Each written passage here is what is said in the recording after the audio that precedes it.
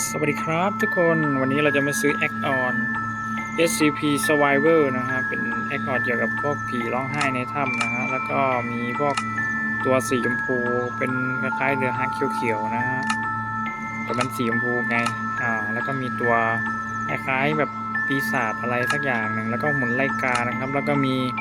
ตัวทานตะวันกินคนนะฮะแล้วก็แมงป่องนะฮะแล้วก็โอ้เยอะเลยนะครับน่ากลัวมากเลยนะครับซื้อกันเลย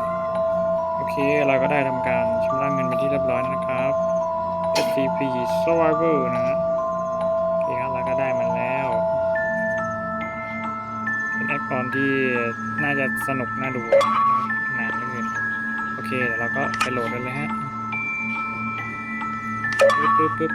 เสร็จแล้วครับเดี๋ยวเรามารอเล่นกันเลยนะครับขอบคุณที่ดูจนจบนะครับบ๊ายบายจุ๊บมั่ว